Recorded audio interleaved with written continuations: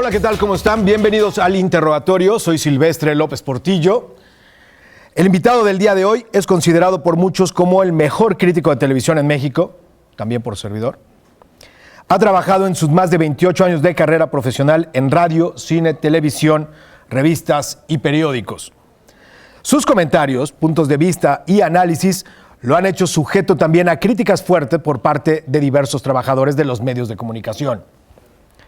Tenemos hoy a un amante de las hamburguesas del carbón, de la pasta. Ahorita lo van a ver con enorme cantidad de kilos abajo porque se ha convertido en un deportista y un sano impresionante. Por eso, sobre todo, un enamorado de la pantalla chica. La Universidad de las Américas Puebla y el Interrogatorio le dan la más cordial bienvenida a Álvaro Cueva.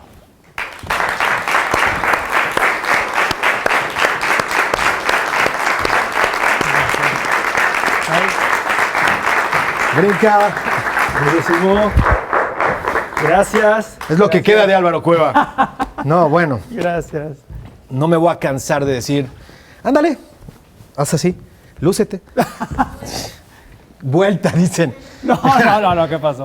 Vuelta. ¿Cómo estás, mi Álvaro? Feliz de acompañarte, Silvestre. Qué bonita invitación, qué preciosa presentación, ¿eh? No, bueno, eso y más te mereces. Gracias. Vamos a empezar por el principio, mi querido Álvaro Cueva. Ok. ¿Nombre completo? Álvaro Cueva Cantú. ¿Dónde naciste y cuándo? El 29 de enero de 1968 en Monterrey, Nuevo León. Ok. ¿Quién fue o quién es y a qué se dedica o se dedicaba tu padre? Mi padre falleció en el 2000, se llamaba Álvaro Cueva Martínez, él era vendedor de muebles. ¿Tu madre? Mi madre vive, es Cristela Cantú Alanís, ella era recepcionista en una clínica de seguro social, Okay. Ahora es pensionada. ¿Hermanos? Tengo una hermana y un hermano. Mi hermana se llama Adriana, mi hermano se llama Alejandro. ¿Qué hacen? Adriana es ingeniero civil y Alejandro trabaja en una compañía de celulares en Monterrey. Ok, muy bien. Según estábamos viendo, obviamente vamos a platicar de la historia de Álvaro Cueva, por más que sea personal, tenemos que meternos desde el principio en la parte de televisión, obviamente. Claro. La recogida.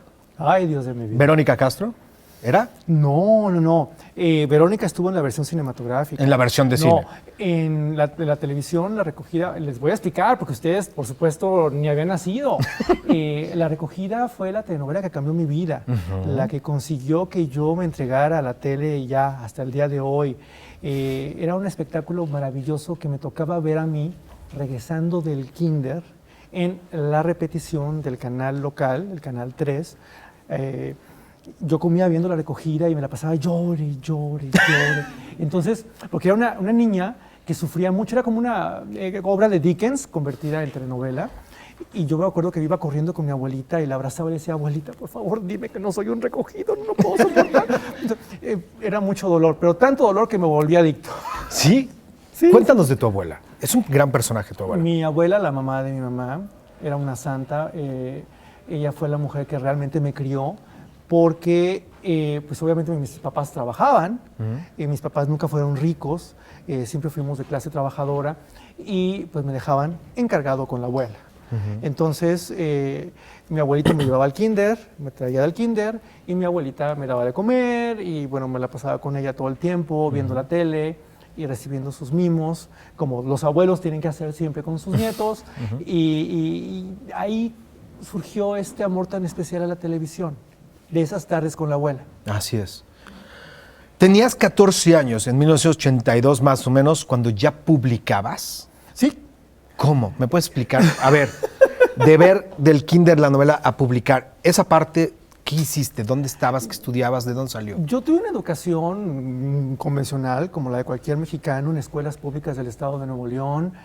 Tuve amigos entrañables, tuve buenos profesores, era muy clavado, muy matado, siempre me ha encantado estudiar, he amado el estudio sobre todo, y viendo televisión. Entonces, conforme fueron apareciendo las publicaciones de la secundaria, de la preparatoria, pues yo me quise inmediatamente abonar. ¿Abonar con qué? Con críticas de televisión, porque eso era lo que mejor podía hacer, lo que más sabía hacer y lo que realmente me llenaba. Entonces, por ejemplo, en el caso de la prepa, yo estudié la prepa en el TEC de Monterrey, en la preparatoria Eugenio Garza Sada, había una cosa que se llamaba el Notiprepa, que era un periodiquito maravilloso, y yo tenía una columna, y se llamaba la columna 9, y yo escribía de tele y de cosas que se me iban ocurriendo y reflexiones, y ya sabes, estás en una edad complicada, entonces la verdad, la mentira, el amor, la sociedad, el futuro, todo te llena. Gracias a Dios me permitieron hacerlo y pues desde entonces no he parado. No has parado, sí. La primera vez a los 14 que, digo, has vuelto a ver esos textos, ¿cómo escribías? ¿Por dónde te ibas? ¿Qué querías? Digo, personajes principales, las historias, los tramos, no sé, Álvaro. Mira, yo siempre fui muy clavado con el tema social. Okay. Hasta el día de hoy. Entonces, a mí me preocupaban, por ejemplo, las incongruencias de la sociedad regiomontana, las incongruencias de las cosas que de repente decíamos o hacíamos, y escribía sobre eso, ¿no? Y más que de televisión, fíjate lo que son las cosas. Después fui vinculándolo con lo que iba viendo en la pantalla hasta que me convertí en crítico de televisión. Ok. Luego, ahora más, me acuerdo que estábamos platicando sobre la alacrana. Sí. Hiciste una crítica. Mira, mi primera crítica profesional se publicó en 1987. Es la primera profesional porque fue donde ya me pagaron. Fue sobre una película mexicana que estelarizó Maribel Guardia, se llamaba La Alacrana. Y ahí empezó mi carrera. Esto se lo debo a Altagracia Fuentes, que en aquel momento era la editora de la página de espectáculos de la sección cultural del periódico El Norte de Monterrey. Ella creyó en mí. Me dio esa oportunidad. ¿Y por qué escribí de La Alacrana y no de alguna telenovela o de alguna otra cosa? Porque agarren la onda que era la novatada. Y en los años 80 lo peor que había en el universo era el cine mexicano. Entonces, ningún crítico se quería meter a un cine piojito a ver La Alacrana. Entonces, pues manden a Álvaro Cueva, pues este señor quiere, este chavo quiere. Entonces, sí. Órale. Y así fue. Afortunadamente, Maribel supo ser una buena madrina, porque mira, hice carrera y la película no es tan mala, ¿eh? Ya viéndola a la distancia. Búsquenla por ahí, se van a encontrar. Búsquenla a ver si igual, luego la van a ver. ¿Cómo conoces a Maribel y cómo entras al periódico? ¿Cómo te dan esa primera oportunidad? Yo siempre fui una persona poco convencional. Sí. Sí. Entonces, cuando yo tenía 14, 16 años, mis amigos no eran mis compañeritos de la prepa, el vecinito, no. Mis compañeros eran señores de 40 años, que eran los críticos de cine de Monterrey. Nos juntábamos todos los miércoles en un bar, en el Bar Reforma. Y yo, menor de edad, iba al bar, pues, padre, ¿no? Y entonces, ¿qué pasaba? Es que los iba conociendo en los cineclubes. En Monterrey en aquel momento había una fiebre de cineclubes increíble y toda la semana iba yo a un cine, todos los días iba a un cine diferente. ¿Sí? El jueves era Cinema 16 en el TEC, luego era la Alianza Francesa, el Centro Cultural Alemán, el Cineclub de la Universidad Regiomontana. O sea, entonces, bueno, era cine que no pasaba en los circuitos comerciales. Y ahí, en los cineclubes, pues ibas conociendo a los críticos de cine y de repente, pues vámonos a platicar. Resulta que en una de estas tertulias, de repente yo les digo, es que yo quiero escribir de televisión.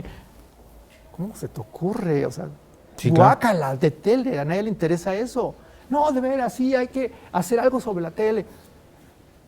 Y de repente, pues, ¿por qué no vas con Altagracia? Me dice uno, Rolando Garza, y pues fui. Y monamente me recibió sin conocerme, sin saber nada. Me puso a prueba 1 año y medio. Y allá llevaba yo mis críticas en hojas de máquina. Bueno, allá no se llaman hojas de máquina. Y bueno, tache, todo está mal. Me iba corrigiendo, y fantástico, porque aprendí mucho, hasta que llegué a La Alacrana. ¿Y qué decían en tu casa? Primero que te ibas al bar con los viejos. No, en mi casa no sabía nada. Era la doble vida de Álvaro Cueva. Pues sí. No. Si estamos de esos de lo que se trata. De ahí es donde está la cara. Álvaro de día, Álvaro de noche y irte con toda la bola de rucos. No, es que, miren, lo tengo que confesar con una especie de vergüenza. ¿Sí? Mi familia nunca fue una familia culta. En mi casa no había libros de ninguno, el directorio telefónico y ya. Entonces, yo pertenezco, pues no sé si a una clase socioeconómica, a un nivel donde si tú dices, me gusta leer, pues eres el raro, ¿no? O si donde tú dices, es que yo quiero ir a ver una película de Bergman, no, pues estás pero Muy mal, mal. ¿no? Entonces, pues mejor te callas y ya, o sea, tú haces tu vida. Sí, pues si vas a pedir permiso, nunca lo haces. Pues sí. Mira. Luego, beca en el TEC 1984. Primero, ¿por qué? A mí me llama la atención antes de seguir con la entrevista. ¿Por qué te pasaste a la tele y no te quedaste en el cine? Yo ¿Qué eso es? Mira, Ya estabas. yo soñaba con estudiar cine. Ok. Yo soñaba con hacer otra clase de cuestiones, pero pues la verdad nunca pude.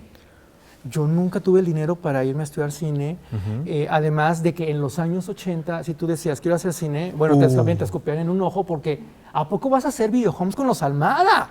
Pues es que era lo único que podías hacer en aquel momento. Entonces, no había dónde en mi tierra. No tenía el dinero para irme a otro país. Bueno, yo tenía en la casa las solicitudes de la escuela de cine de Cinecittà, tenía la de Suecia, porque siempre he amado, por alguna extraña razón, el cine sueco. Yo, bueno, ¿en qué momento firmo y me voy? Pues en el momento que tengas dinero. Pues no. Pues no. Ahí está. Pero estudié comunicación y combinando lo que más me gusta con lo que pude hacer, llegué a esto y soy muy feliz. ¿Cómo consiste la beca en el TEC, todo, entrar al TEC? Mira, el TEC siempre ha sido una institución muy generosa y tiene un alto porcentaje de alumnos becados. Yo acudí a las instancias y les expuse mi caso. O sea, yo no puedo aquí pues, pagar una colegiatura de este tamaño ni nada. Por favor, ayúdenme. Y a través de una combinación de becas y de becas préstamo, conseguí estudiar comunicación y salí adelante. Fíjense, ¿qué edad tenías cuando entraste a la carrera? 16 años. Yo me gradué a los 20. A los 20. Sí. ¿Verdad? Sí. No, yo a los Es que hay algunos que entran a los 20. ¿De veras? Bueno, siguen a los 20. Investigando y viendo y platicando con gente y todo el rollo, en la universidad te consideraban un pequeño genio, Álvaro. Eras un pequeño genio. Pues me halaga mucho, la verdad, Silvestre. Yo siempre di lo mejor de mí. Siempre, siempre, siempre. Era un animal de trabajo. Quise mucho a mis compañeros de generación. Seguimos en contacto. Quise mucho a mis maestros. Era el matado, ya Exactamente. saben. Y sufría mucho porque sí era como el extraño, como el que no encaja aquí. Porque independientemente de la edad, pues yo llegaba a las clases con mis libros de poesía y cosas así que ¿qué le pasa a este güey, no? Y así, entre más retorcida fuera la poesía, pues mejor me la pasaba, ¿no? Y en mis cuadernos eran así como que también los cuadernos de Wicked, o sea, eran así. La foto tenía mi rosa carmina, lo pegaba y le ponía cosas y sí. Y guardaba todos los ditos, nos daban los apuntes en ditos, eso ya ni saben ustedes qué es, eran como copias, pero de alcohol, y entonces, y se borraban luego, y todos los coleccionaba y todo. Sí. Fíjate, de ahí tatuajes, de ahí todo. Hasta el día de hoy, sí. Fíjate. ¿Cuántos tienes? Tengo 2, pero ya voy por 4. ¿Verdad? ¿Y dónde lo ven? Luego les enseño los tatuajes. ¿Pelo largo, rockero, fuiste así? No. Ok. Al contrario, sí tenía ochentero los copetotes y todo esto, pero no. Nunca se me dio el pelo largo, fíjate. Me lo empezaba a dejar crecer y como tenía mucho pelo y muy rebelde, pues no sé cómo me acomodaba nunca. Porque además, en una parte de los 80 era así como la colita Bosé. Nunca pude, yo soñaba con una colita Bosé, nunca pude. Ok. Para cantar Bambú. ¿Por qué comunicación y no literatura? Estuve en esas, Cuando te hacen esta como feria de las carreras en el TEC, yo me acuerdo que fui, por supuesto, a comunicación. Y luego fui a letras españolas y estaba la directora Rosaura Barahona y yo le decía, es que quiero estudiar las 2 carreras. Me dice, no se puede, en el TEC no se puede.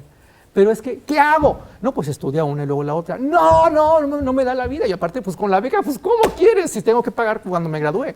Entonces, pues se quedó letras. Ok. Hasta el día de hoy, a lo mejor de repente te doy la sorpresa. Pues, bueno, aquí, bienvenido. Luego estudié para escritor en la SOGEM, pero esa es otra historia. Esa es otra, ahorita llegaremos. Pero si quieres estudiar aquí, la UTLA te recibe. La UTLA te recibimos a gusto. Pues, no saben en la que se meten. Bueno. No, porque aparte yo era el alumno terrible. O sea, eso de que estaba el maestro de cine, bien lindo él, haciendo su mejor esfuerzo, ya saben, él acá con Spielberg, es que el Imperio del Sol, y miren, Es que esa no sé época, qué, sí. y entonces yo, ay, qué porquería, vamos a ver a Visconti, o sea, sí era odioso. Ya se me quitó. El gusto por el cine no. No. Me consta. Lo que pasa es que vas madurando y vas entendiendo de mercados, vas entendiendo de estilos y todo. Yo les ofrezco una disculpa a todos mis compañeros en aquel momento porque sí pude haber sido muy odioso.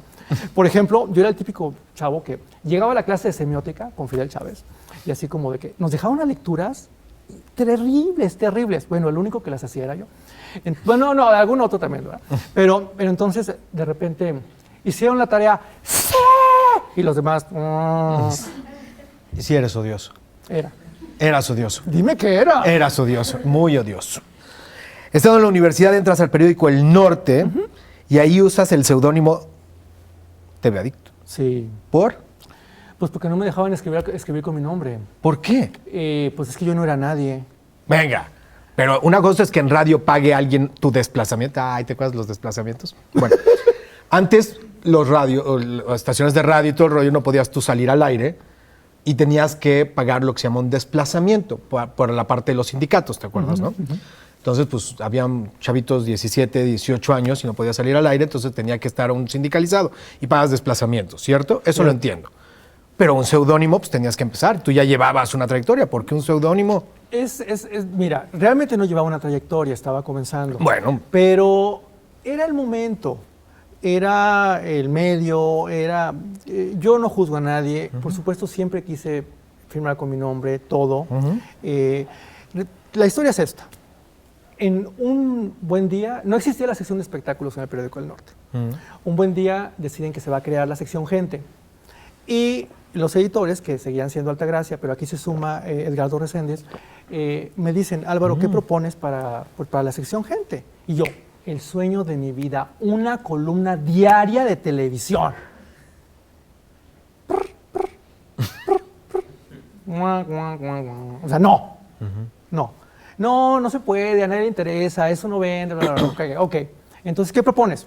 No, pues quiero hacer una columna donde haga crítica de telenovelas. Y entonces les hice un proyecto, porque yo aprendía todo por escrito y proyecto profesional y demás.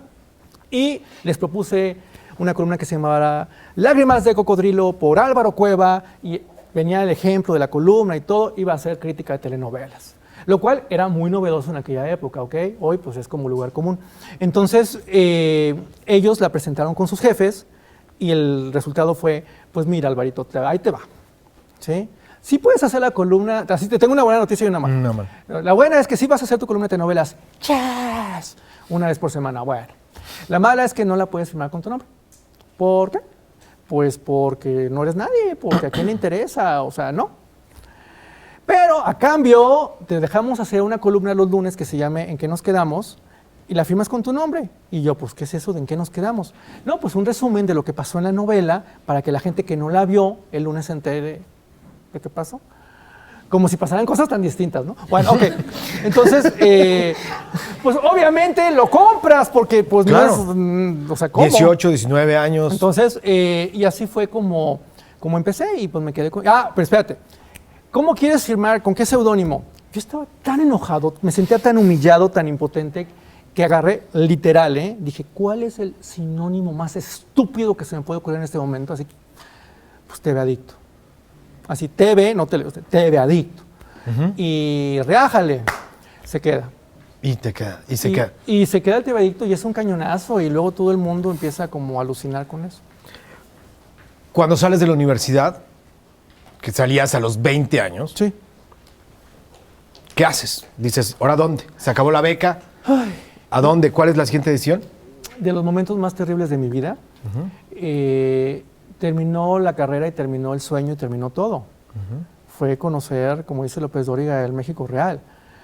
O sea, ya, bye. De repente me vi sin nada, porque, a ver, en aquel Monterrey, en mis circunstancias, pues, ¿qué televisión podría yo hacer? ¿Qué más podía hacer que lo que hacía en el periódico? ¿Con qué iba a pagar la parte del crédito de la beca? Aparte la renta y las cosas familiares que en aquel momento eran muy difíciles. caí en una depresión, pero monumental, porque era ya no tener sueños, ya no tener opciones. Mi primer trabajo fue en un hospital. Trabajaba en el Hospital San José de Monterrey como asistente en el departamento de comunicación. Era medio triste porque de un lado estaba la oficina de mi jefe y del otro estaba mi cubículo. Entonces, cada vez que yo tenía que ir con mi jefe, tenía que pasar entre tuertos, heridos, y regresaba, ¿no? Pues sí, era un gran hospital y lo sigue siendo, pero pues yo me sentía como preso. De hecho, en aquel momento había una película que se llamaba Bird, del hombre como pajarito, verde, y yo me acuerdo que había, yo venía hacia el cubículo y había una como ventanita con rejitas. Y entonces yo me quedaba viendo hacia el cielo, veía las nubecitas y me sentía como el personaje de la película, así atrapado, infeliz, frustrado, bien fregado. Y yo decía, Dios mío, sácame de aquí, yo no me puedo quedar, me voy a morir. Entonces, ya, estaba tan desesperado, porque aparte ganaba una mugre.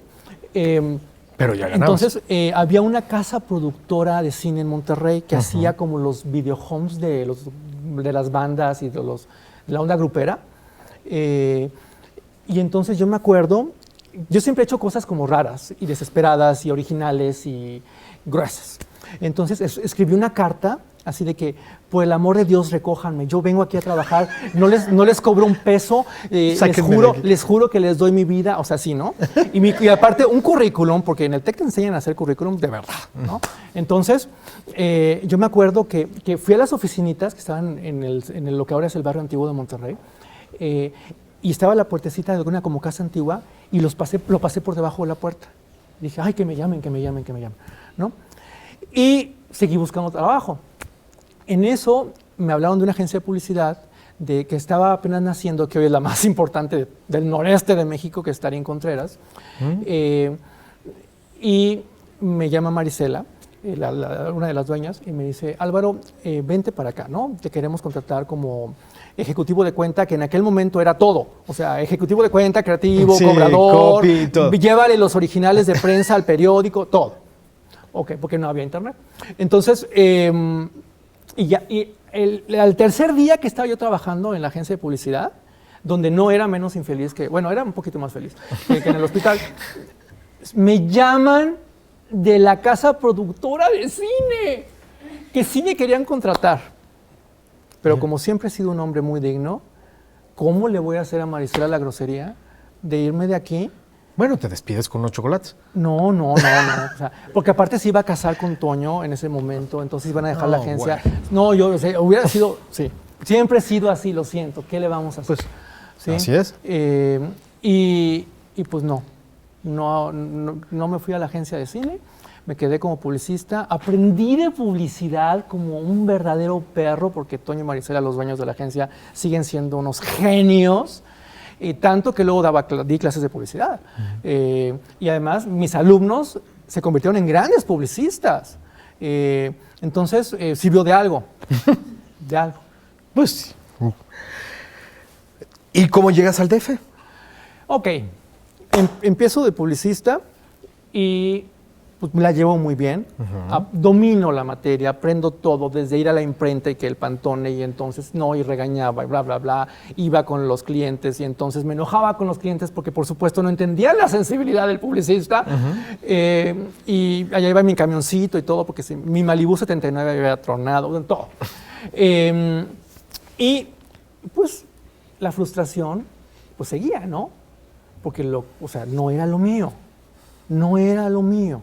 Yo amaba la televisión, yo amaba las telenovelas. Antecedente, para mi generación, las telenovelas son mucho más que lo que son ahora. Las telenovelas eran el único vehículo a través del cual podíamos crear. Para mi generación, no había series, no había cine, no había nada más que telenovela, porque así nos tocó en los 80. ¿Sí? O veías a Diana Salazar, no había de otra. O venerabas a Lucía Méndez, punto. Así nos tocó. Era lo mejor que podía existir, y así lo entendíamos, ¿no? Bueno, Maleficio. Claro, pero es por poner un ejemplo. Sí, todas. ¿Sí? Ok. Bueno, entonces yo estaba así, ¿no? Como que... Y me seguía capacitando. O sea, de repente tomé un curso con Lindy Yacomán de melodrama y de escritura de telenovelas y todo esto. Y Lindy era una escritora de telenovelas de Televisa, que en aquel momento era como ser Dios. Y de repente, así en el periódico, aparece un desplegado, ¿no? De que la Sociedad General de Escritores de México, junto con el Honorable Colegio de la Frontera Norte, iban a crear algo como una escuela de escritores itinerante, que iban a recorrer las diferentes ciudades de la frontera norte del país. Y por supuesto iban a llegar a Monterrey. Iban a venir escritores de todo México. Imagínense nada más qué emoción para mí. Y no los veo emocionados. Entonces, pues apliqué, me quedé y llegan los escritores, ¿no? Y entonces se hacen las mesas. Muchos de mis compañeros hoy son grandes escritores traducidos a N cantidad de idiomas y los admiro mucho. Entonces, imagínense la mesa, ¿no? Y llega Noé Gitrick, o llega Luis Reyes de la Maza, ahorita les platico de él, que además mi corazón siempre ha estado con él. Y entonces de repente, a ver muchachos, ¿ustedes qué quieren ser? No, ¿ustedes qué quieren escribir? Entonces de repente llegan con uno, no, pues yo voy a ser dramaturgo. ¿Y tú? No, pues yo voy a escribir poesía erótica. ¿Y tú? No, yo novela naturalista, costumbrista, ya sabes. Y yo soy historiador y bla, bla. Y llegaban conmigo, ¿no? ¿Tú qué quieres hacer? Escribir telenovelas. ¡Oh! Otra vez. No, sí, ya, o sea, pobre de mí. Entonces, pues les caía mal. Y llega Luis Reyes de la Maza, que había sido escritor de muchas de mis telenovelas favoritas, como Toda una vida, como Mundo de Juguete, como Rina. Y por supuesto que hacemos grandes migas y le empiezo a preguntar, oye, en el capítulo donde Ofelia Medina, y todos se quedaban así como que, ¿qué onda? O sea, nos equivocamos de clase. De clase. Bueno, Luis cambió mi vida. Luis me dijo, ¿por qué no te vienes a México y haces carrera como escritor de telenovelas, güey? Pues si eso es lo que quieres, pues hazlo. Sí. Y yo, ay, es que hasta está México y yo no tengo dinero y yo, pues no. Vamos, inténtalo. Órale. Luis habló con José María Fernández Unzaín, que era el director de la SOGEM, y le pidió una beca para mí, para que yo estudiara en la Escuela de Escritores que estaba en Coyoacán. Ok. José María Fernández Unzaín fue muy generoso y su beca consistía en no cobrarme la colegiatura, que era medianamente alta para un hombre como yo en aquel momento. Pero viático. No, pero falta todo lo demás. Entonces yo tenía un proyecto de telenovela y allá voy y allá vengo de Monterrey a México y lo presenté en Televisa. En aquel momento, a mí me tocó la Televisa de Oro, la Televisa de Víctor Hugo Farrell. El Tigre. La del Tigre, o sea, neto, que sí era otro planeta. Y entonces, la directora del Departamento de Recursos Literarios en aquel momento era Palmira Holguín. Y tenían una manera de trabajar muy profesional, muy compleja. Había mucha evaluación, mucho seso. Las telenovelas no son tan estúpidas como luego la gente cree, o al menos en ese momento no lo eran. ¿Sí? Y yo llego con mi carpeta de Chicotec, ya saben, hecha en Mac. En aquel momento, bueno, en Televisa usaban máquinas de escribir y yo, el maestro de la Mac, ¿no? Entonces hacía folletos y era una carpeta que se doblaba, ¿no? Se desplegaba por todos lados. Muy famosa esa. Y era como capítulo 1, 2, 3, 4, 5, sinopsis, psicologías de personajes, estructura y guión, y ¿cómo se llama? Diagrama y evolución, ¿no?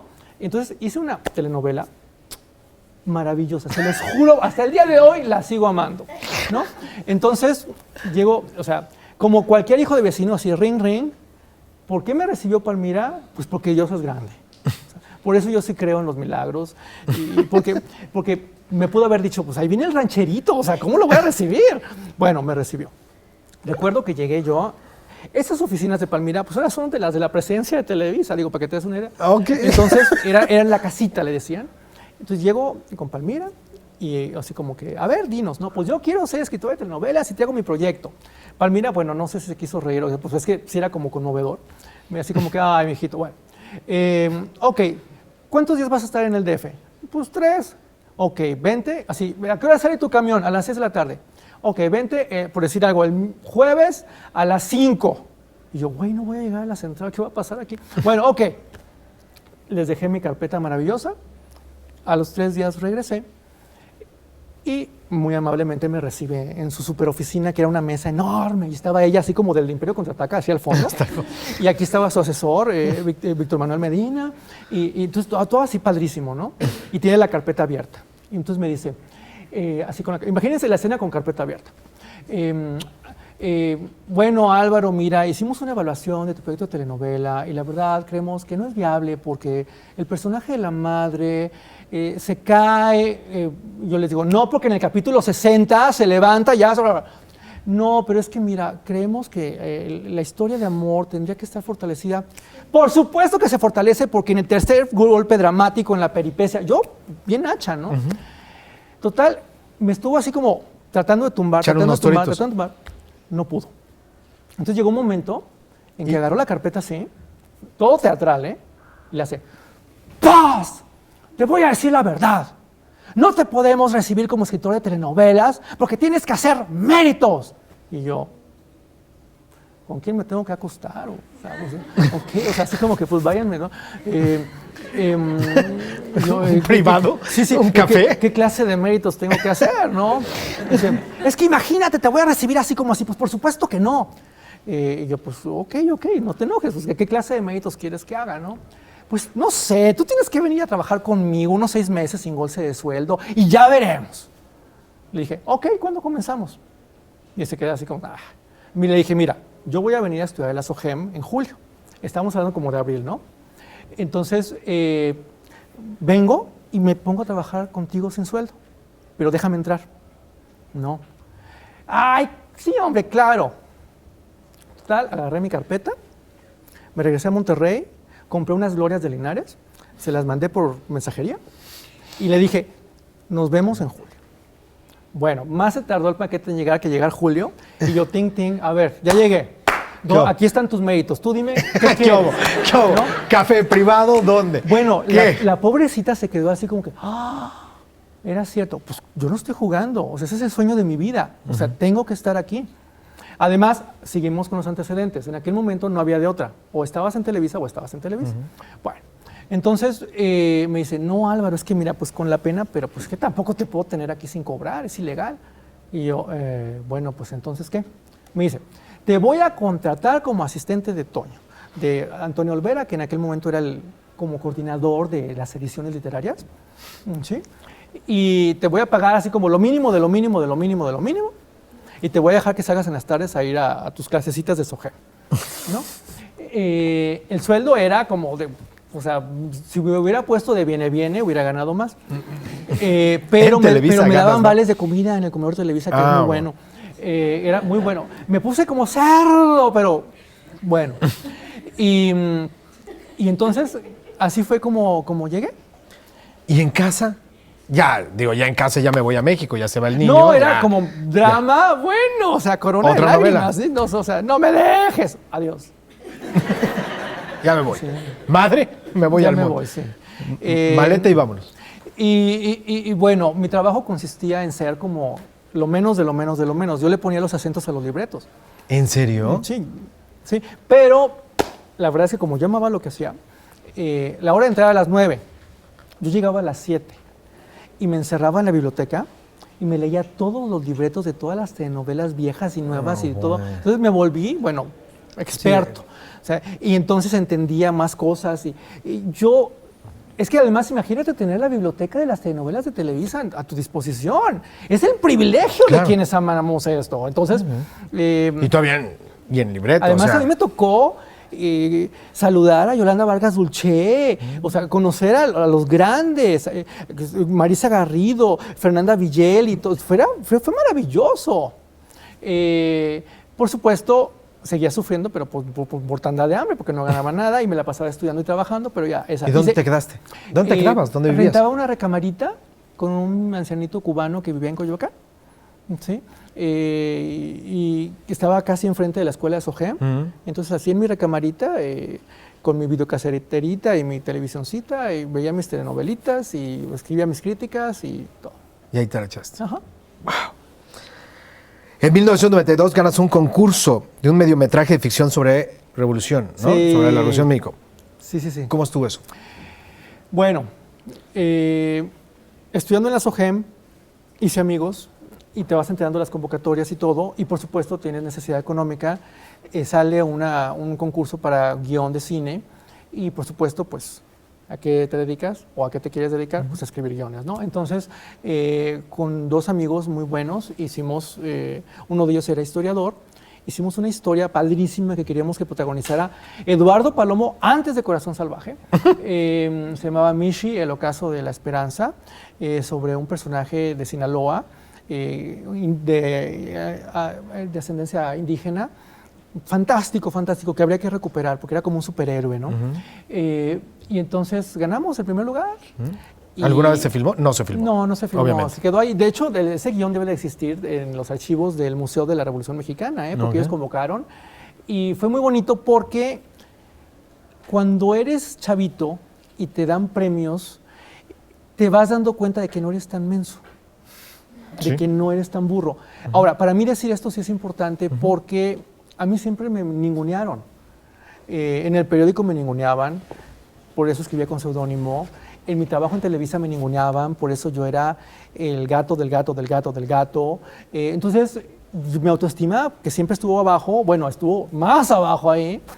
Entonces que de repente te digan, primer lugar nacional, y dices, ay, pues no soy tan menso. ¿No? Luego en 1993 te sales de Televisa. Pues ¿Por qué? No nos salimos, nos sacan. ¿Por qué? Mira, cuando estuve trabajando ahí en Recursos Literarios de Televisa, ocurrió otro de estos milagros como de telenovela. Luis Reyes de la Maza, que había sido mi maestro en Monterrey, es perdonado por el Tigre Azcárraga y regresa por la puerta grande a Televisa, como director de algo que se llamaba la Dirección de Asesoría Literaria de la Presidencia de Televisa, que es un departamento que se inventa por encima de Recursos Literarios para asesorar directamente al Tigre. Y Luis me saca de Recursos Literarios y me convierte en su asistente. Entonces, de haber estado yo como el gato del gato del gato del gato del gato, pues ahora resulta que estoy trabajando para el Tigre. Y que estamos, pero pues, así con un poder que ya sabrás, ¿no?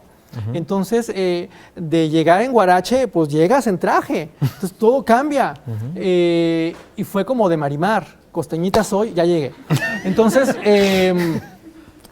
fue una transición bien interesante porque aprendí la otra parte del negocio, ¿sí? Lo que tiene que ver con producciones, con presupuestos, bla, bla.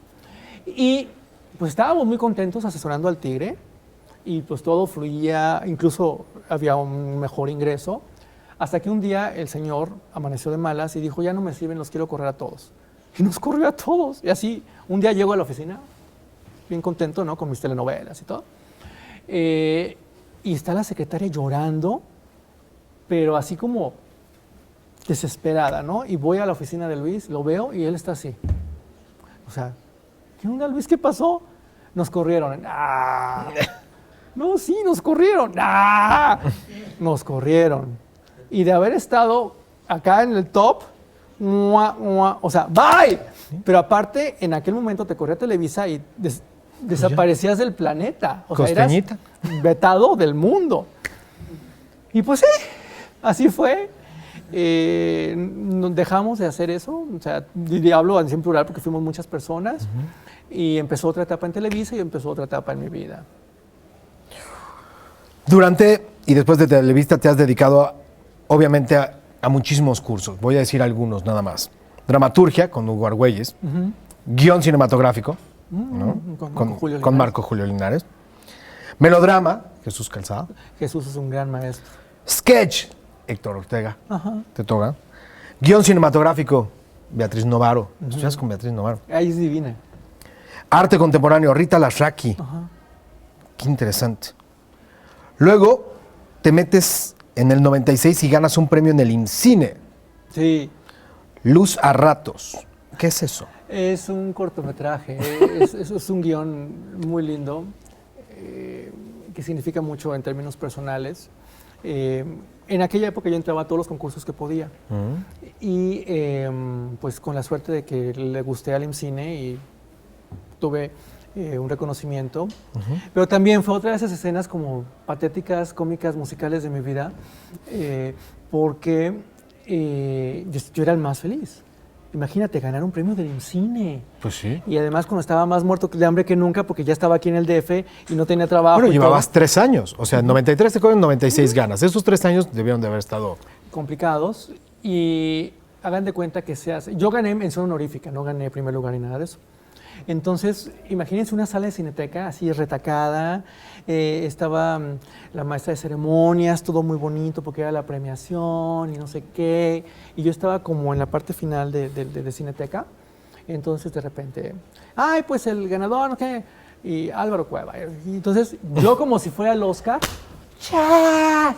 O sea, me paro y voy corriendo por el pasillo de Cineteca, que eran unas escaleras, cuidando de no matarme.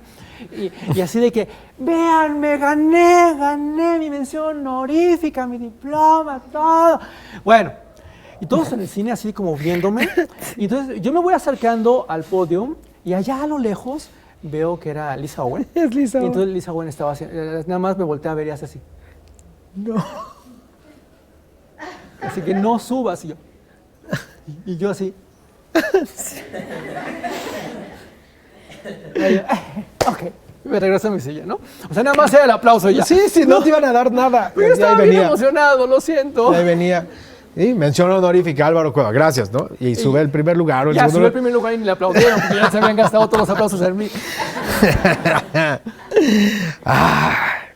Algún día les contaré. Él fue jurado en un concurso de cortometraje que yo participé. Bueno, Sí, estos resentimientos. las vueltas de la vida. Las vueltas de la vida. Pues soy Pero bien bueno, maldito como crítico, neto.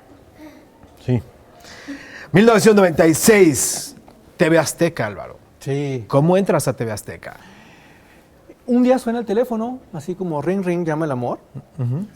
Y así como que, imagínense el disco, ring ring, y yo, y oigo una voz de un señor que dice, Álvaro Cueva, yo sí, habla Eric Bon.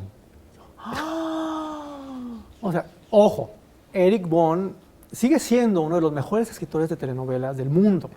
Es una institución. Yo lo admiraba y lo sigo admirando profundamente. Y entonces yo nunca había cruzado palabra con Eric Bon. Y entonces que te llame Eric Bon, y yo, Eric Bon, ¿qué pasa? Sí, qué emoción. No, pues mira, estoy trabajando en Azteca Digital, que así se llamaba lo que hoy es Azteca Novelas, ¿sí? Y quiero que te vengas a trabajar conmigo. Yo soy el director de cursos literarios, trabajamos para la señora Elisa Salinas, y vente. Y yo, ya, ¿dónde estás? Y me fui a su casa. Ok. ¿Sí? Él estaba formando el departamento, yo tenía todo el know-how de Televisa, y era un honor estar con Eric Bon. No, bueno. ¿No? Entonces, comienza otro momento también muy especial, porque yo trabajo haciendo análisis de telenovelas en aquella primera época de Azteca, que era una época preciosa, preciosa, porque nos queríamos comer al mundo. Y al menos soy feliz. Ok. Y digo al menos porque tampoco me pagaban mucho, pero al menos era Pero feliz. bueno, te toca vivir. ¿Cómo se vive esa etapa de ese surgimiento de Azteca, Argos? Bueno, Mira, hay mujer, hay mucho, yo no tengo idea, es un guamazo. A mí me duele mucho que las nuevas generaciones no estén enteradas de lo que pasó con la televisión mexicana en los años 90. Los años 90 fueron la gran década para este país en muchos sentidos, y en el caso concreto de los medios fueron la gran década de la televisión. Imagínense todo lo que les había dicho de que nada más había una sopa, de repente ya había competencia, pero una competencia que quería crear, una competencia que quería inventar, que quería revolucionar las cosas, que quería hacer telenovelas diferentes, que quería todo. ¿Sí? Y por supuesto yo pertenecía a esa generación que quería hacer cosas diferentes. Entonces tardamos, pero nos encontramos. Era precioso, porque además dábamos nuestra vida estando ahí. Yo recuerdo que había noches que no dormía, que me quedaba ahí en la oficina, y de repente se iba la luz a las 3 de la mañana, o la quitaban, o algo pasaba, y yo salía y me encontraba a los escenógrafos, y todos estábamos trabajando y felices, y bueno, padrísimo, padrísimo, padrísimo. Y por supuesto, presenté mi telenovela y por supuesto, hice mi telenovela. No era la que le presenté a Palmira, porque no se vale presentar lo que presentaste en Televisa. Pues es que te digo que yo soy bien ético. No, muy bien. Entonces, para bien o para mal. Entonces, desarrollé un nuevo proyecto, Rivales por Accidente. Es cuando el gran sueño de tu vida se puede convertir en tu peor pesadilla. ten cuidado con lo que sueñes. ¿Sí? Pero además, la recuerdo con tanto amor. ¿Por qué? ¿Cómo te fue? O sea, ¿qué fue? ¿Por qué tu peor pesadilla? ¿Por qué mi peor pesadilla? Porque tú, cuando estás muy chavo, porque tú cuando imaginas estas cosas, las idealizas y quieres cambiar al mundo. Y bueno, consigues de alguna manera cambiarlo. Pero, por ejemplo, agarren la onda que yo propuse una telenovela cómica cuando no se hacían telenovelas cómicas. Que yo propuse una telenovela donde defendía el poliamor cuando, o sea, ni se conocía el término, entonces era moralmente inaceptable. Yo proponía una telenovela donde pasaban cosas muy fuertes. Yo le llamaba a mi telenovela Almodóvar, porque con este humor y estas cosas disfrazaba asuntos muy delicados. Y por supuesto no había manera de entenderla, dejen ustedes de hacerla. ¿Sí? La presenté también de una manera chistosa. Un día pidieron una pizza, los jefes, y en la caja de pizza no llegó la pizza, llegó mi telenovela. Entonces de repente, güey, ¿qué es esto? Pues la tuvieron que leer. Y bueno, y me la aceptaron generosamente y se hizo. Pero fue muy difícil porque yo no tenía la madurez que se necesita para crear un proyecto telenovelero, lo reconozco. Yo quería hacer cosas demasiado radicales en un momento en que no, ya está bien que seamos diferentes, pero hay un límite, ¿no? Y además, mis compañeros venían de otras industrias y de otras cosas. Entonces el resultado fue un choque de estilos y de todo que se notó en pantalla, pero nos fue bien dentro de los parámetros de lo que se hace ahora, ¿eh? Y esa telenovela valdría la pena rescatarla y revisarla. Yo me puedo sentir muy orgulloso de muchas cosas. Una de esas fue el gran éxito y fracaso de Rivales por Accidente. ¿Cómo se da, mi querido Álvaro, ese proceso en cuestión de los roles? Has venido criticando y analizando los roles de una novela. De repente te metes como escritor, te aceptan como escritor. Sin embargo, este es tu bebé. Y de repente ya cuando es escritor y se va a hacer la novela, tienes que soltar al bebé. Y entran directores, actores y todo rollo. ¿Qué haces en ese momento? Sufrir. O sea, ¿sí? Sufrir. Pero, ¿sabes? Eso que te dolió tanto en su momento, te sirve de una manera tan impresionante para crecer. Porque gracias a esa experiencia, yo puedo hablar de telenovelas como pocas personas pueden hacerlo en México y en el mundo. Porque conozco todos los roles, porque aprendí todo. Aprendí desde la importancia del rating, del producto integrado, de las ventas, de la distribución internacional, hasta lo que ya sabes en teoría, hasta asuntos como muy elementales de dirección de escena, iluminación, etc. Entonces, cambia tu percepción y puedes hacer una mejor crítica. Por supuesto, te digo que sufres porque tú sueñas con algo, ves en pantalla otra cosa y dices, ay, ¿qué pasó aquí? ¿Pero qué crees? Así es este negocio. Cuando estás chiquito, pues no lo entiendes, pero después aprendes incluso a verlo de otra manera. Pero nunca dijiste, ahora la que sigue la dirijo. No, porque también hay una cosa. Yo siempre he sido una persona muy consciente de los roles. Si eres escritor, eres escritor. Si eres director, eres director. Sí, pero podrías cambiar y la que sigue la diriges tú, ¿no? No, porque soy muy respetuoso con los directores y soy muy respetuoso con los actores. Okay. Para eso me sirvió la experiencia, para entender eso. Hay escritores que hablan muy mal de los productores, de los directores, de los actores. Los tratan como animales, ¿eh? Te dicen frases como de que el actor no vale porque es como un instrumento musical, nada más lo tocas y que suene. No, el actor merece respeto, el actor es un creador, el director también. Y una telenovela, ojo con lo que voy a decir, porque esto me costó lágrimas, es un trabajo colectivo, no es el trabajo de un escritor nada más. O de un productor, que a veces son las estrellas los productores, o no sé. Que en el caso de la industria de la televisión, el productor siempre tiene que llevar el primer crédito por un montón de cuestiones reales. Pero aquí la cuestión, el asunto es, aprendí mucho y estoy muy, muy agradecido con esa época de mi vida que fue tan intensa. Fue como doctorado en días, o sea, fue fantástico.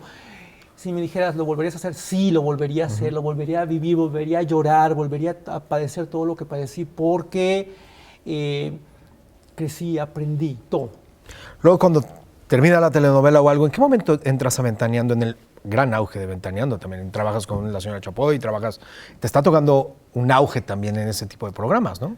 Todo esto que te estoy platicando ocurre mientras sigo con mi carrera de crítico de televisión. ¿Okay? Yo jamás he dejado de escribir críticas de televisión, desde el 87 hasta el día de hoy. ¿Sí? A lo mejor de repente en un periódico, a lo mejor de repente en otro, a lo mejor en radio, una vez a la semana, a lo mejor diario, pero jamás he dejado esto que es mi carrera y que ha sido y seguirá siendo siempre mi carrera. Pero, ok, ¿qué pasaba? Mientras yo escribía telenovelas, etcétera, etcétera, mi columna en el periódico Reforma era el éxito. Realmente todo el mundo la leía y en la industria mataban e influía y movía tapetes y todos querían saber quién era TV Adicto, ¿verdad? Incluso en alguna de mis columnas yo puse mi nombre así como jugando para que la gente dijera, es él, es él. Bueno, pues, muy pocos se dieron cuenta. La cuestión es que obviamente yo tenía un nombre en la industria de la crítica de televisión. Mientras yo estoy en Azteca Novelas, después de Rivales por Accidente, comienzo a hacer la adaptación de Señora. Y un día, estando haciendo antesala en la oficina de la señora Elisa Salinas, suena el teléfono, como siempre, y me dice la secretaria de la señora, Álvaro, ¿te llama Pati Chapoy? Y yo, caray. Pues voy, agarro, sí, dígame. Hola Álvaro, soy Pati Chapoy. Mucho gusto, señora. Ya sabes para qué te hablo, ¿verdad? Cuando me dijo eso, o sea, ya sabes para qué te hablo, algo pasó en mi cuerpo, cayó algo de mí, o sea, como que me derretí, como que algo pasó así, o sea, muy fuerte a nivel físico. No sabría describirlo de otra manera. Es como si me hubiera convertido en una gota de agua monumental que se iba a ir por la alcantarilla. O sea, porque inmediatamente me cayó el 20, inmediatamente entendí, claro, Pati me está llamando porque se fue Juan José Origel y quiere que yo ocupe su lugar. Yo jamás soñé con salir en la tele. ¿Qué va a pasar aquí? Pero aparte todo esto así en micras de segundo. O sea, me llama la directora del programa de espectáculos más grande, de uno de los programas más importantes de México, en el momento de gloria. De auge, ¿sí? Me está ofreciendo una oportunidad por la que muchos matarían. Esto no es lo mío.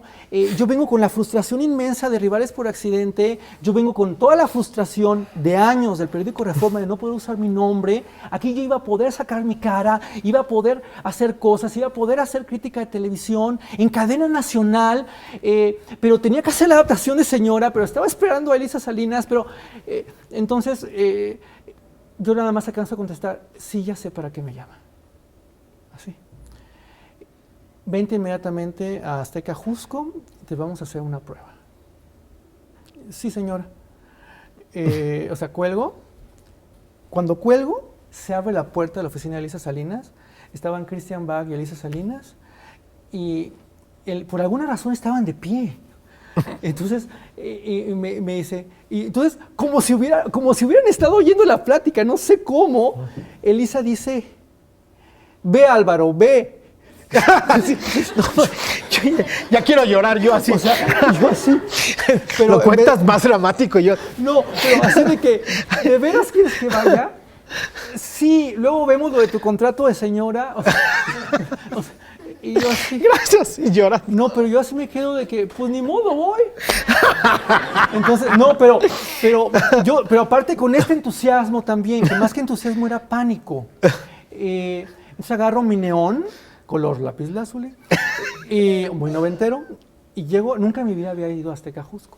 Entonces llego y se abre el portón y así, bueno. Puerta 2. Es como Sunset Boulevard, ¿no? Sí, sí, llego y llego a la oficinita que eran como unas chocitas de aluminio donde estaba Pati Chapoy. Yo jamás había platicado con ella en persona. Ay, mucho gusto, te presento a Pedrito, te presento a Marta Figueroa. Ven, vamos al estudio. Entonces, así con el saco de cuadritos, con la peor combinación. Yo siempre he sido bien malo para esas cosas. Entonces, me llevan al estudio Ventaneando, me aplastan ahí. Y entonces, 5, 4, 3, 2. Álvaro, háblame de Raúl Velasco. Y por acá. Y cuéntame, ¿qué pasó en la novela de ayer? y no sé qué, no sé cuánto, ¿no? Y entonces Marta me dice, a ver, cuéntanos un chisme. Entonces yo le digo, es que yo no sé contar chismes. ¿No? O sea, yo soy crítico de televisión, no. Ay, pero no importa. No. Bueno, ¿sí? Entonces, de repente, ese videotape por ahí debe de estar, ¿eh? Entonces, de repente cortan, o sea, así como, bueno, ya se acabó, dice Pati, ¿no? Entonces Pati me dice, ya te quedaste. Y yo, a ver, ¿cómo? O sea, ¿cómo? O sea, y mis telenovelas, y mis columnas, y a qué horas, y dice Pati, y además podrías ayudarnos con el guión de Ventaneando. Y yo, pero aparte yo así temblando, ¿no? Sí, sí. ¿Estás de acuerdo con tu cheque? No, ni siquiera platicamos de dinero, o sea, no, así. Y entonces viví un proceso rarísimo, que yo sé que es un proceso hermoso, pero en aquel momento no lo vi así, porque no estaba en mis planes. Si yo hubiera querido salir en la tele, me hubiera preparado para salir en la tele. Entonces llegó una diseñadora de imagen y me llevó a una tienda departamental elegantísima y me empezaron a confeccionar una ropa muy exagerada porque estaban construyendo un personaje que usaba unos trajes finísimos de chalequito y con unas corbatas que se usaban así como chuecas porque era lo que se usaba en ese momento. Y había juntas para la composición química de los calcetines, no química, la composición de los calcetines, que si tanto algodón y tanto no sé qué. ¿No? Y a mí eso francamente no me interesaba. Pero bueno, yo me sentía, y ahí están las declaraciones, yo me sentía como Pretty Woman, cuando va Julia Roberts a las tiendas así de que, con las bolsitas y que le traen una pizza, y así me sentía. O sea, yo llegaba a las tiendas y llegaba el refresco, y llegaba así, y yo, chocolates, o sea, era una cosa, pero aparte alucinante. Eras superstar. O sea, ¿en qué momento ese pobre güey que era el gato del gato se convirtió en estrella de televisión nacional? ¿Ah, sí? O sea, ¿era Marimar? No, pues quítate, ya le gané a todas. O sea, sí. Pues sí. No, neto, era un shock fuertísimo. Hubo una primera presentación al aire, de espaldas, para que no se me viera la cara, y a los 2 días ya entré al aire en Ventaneando, y por supuesto todo México esperaba, bueno, en aquel momento Juan José Origel hacía como personaje que luego lo heredó Daniel Bisoño, o sea, era como el perro, ¿no? El que decía cosas agresivas, chistosonas y todo eso, y se supone que ese era mi rol, pero pues es que yo no soy así. Entonces de repente, a ver Álvaro, ¿qué nos cuentas? Y yo, se acaba de estrenar una caricatura en Canal 11, que no sé, y todos así como que, o sea, no te trajimos para que hablaras del Canal 11. Bueno, ok. Era difícil, porque no era lo mío. ¿Y cuánto duró? 3 meses, los 3 meses de ley. A los 3 meses hasta me paré a bailar. O sea, se acabó. O sea, se acabó. Pero yo estoy muy agradecido porque gracias a Pati Chapoy tuve cara, tuve nombre. La gente que tenía más de 10 años de seguirme en el periódico supo que era yo. Me corrieron del periódico, bien gacho, pero que aparte me corrieron feo y se quisieron robar mi seudónimo y todo. Bueno, y gracias a Pati yo comencé otra carrera como conductor, si tú quieres, a cuadro, etcétera, etcétera, etcétera. Fue doloroso porque, insisto, yo no estaba preparado, yo no era lo que ellos necesitaban, lo entiendo, pero aún así agradezco porque de la noche a la mañana, bueno, fui a alguien, de la noche a la mañana empecé a ganar bien, de la noche a la mañana tuve otras posibilidades. En ese momento, con mi intensidad telenovelera fue dolorosa, pero hoy yo lo recuerdo con mucho amor, con mucho, mucho amor, porque además me tocó, ahorita yo les puedo hacer lo que quieran, porque me tocó resolver problemas, me tocó la época en que demandaron a Pati, me tocó la época del Ventaneando Millonario, o sea, yo viví en 3 meses lo que muchos conductores no viven en 15 años. ¿Sí? Y en vivo nacional, y entonces, y todo, o sea, lo aprendí. Ya no me cuentan las muelas. Pero lo que estabas diciendo es muy interesante. Tu intensidad telenovelera, porque de repente se termina eso, Álvaro. Ah, sí. Y sí llegas a una depresión. Como personaje de ópera me derrumbo. Así, total. Sí, claro. Y te vas a Venezuela. Yo les explico esto. ¿Se acuerdan que hace rato les decía que yo muy digno y muy honorable y muy ético? Bueno, yo me sentía sucio por haber estado ventaneando. Sé que suena estúpido, y a lo mejor es estúpido. Entonces yo me sentía muy mal por haber hablado tan mal de algunas personas. Entonces agarraba el teléfono y le hablaba así a X superestrella. Y, oye, soy Álvaro Cueva, yo quiero pedirte perdón. Se reían de mí. O sea, así ya ni se habían enterado. Yo tan culpígeno y ellos ni se habían enterado. O les valía un cuerno, o al contrario, les había beneficiado en términos publicitarios y yo en mi ingenuidad no lo había captado. Entonces, yo me sentía tan mal, que yo me quise ir del país. Y es que yo no puedo salir a las calles. Y en aquel momento Venezuela era potencia telenovelera, que es un país que siempre ha respetado mucho por su historia telenovelera y televisiva en general. Y me fui a Caracas, aprovechando el viaje de un amigo mío, de Felipe Ehrenberg, que estaba participando en un festival de videoarte. Me fui de jurado al Festival de Videoarte, ahí conocí a Guillermo Arriaga. Estábamos en la casa del embajador, que nos daba José albergue, y me presenté en Caracas. Y hablé con Arquímedes Romero, el director de recursos literarios, que tiene una oficina muy chistosa llena de fotitos como de peluquería. Y él fue muy generoso y me dijo, claro, vente a Venezuela, escribes telenovelas, pero necesito que hagas méritos. ¿Otra vez? Entonces yo dije, no, pero sí, pero es que este es otro país, yo no puedo venirme aquí 6 meses sin dinero y además dejé muchas deudas en México y todo. Entonces me tuve que regresar a mi país y no hice carrera en Venezuela. Afortunadamente, porque me hubiera tocado lo peor de Venezuela, pobrecitos tan lindos que son. Entonces, de la que me salvé. Y te regresas. Y me regreso a la nada, a vender las pocas cosas que me quedaban, a trabajar en lo que me pudiera permitir la vida y a iniciar otra carrera, creo que hasta más bonita. En 98, Milenio. Mira, entro a Milenio, pero por un rollo también como de telenovela mexicana. El regreso. Así como Álvaro contraataca, así como el extraño retorno.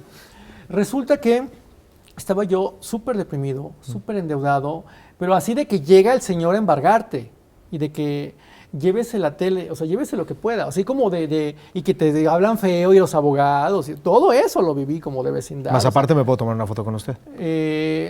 No se usaba tanto, pero sí llegó a pasarme lo del autógrafo.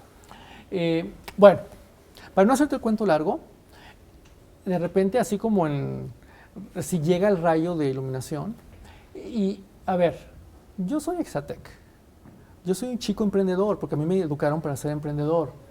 Y los chicos emprendedores, ¿qué hacemos? No pedimos trabajo, inventamos nuestros trabajos. Y nace el nuevo Álvaro. Entonces dije, ok, soy crítico de televisión, soy muy bueno en lo que hago, soy el mejor y se los voy a demostrar.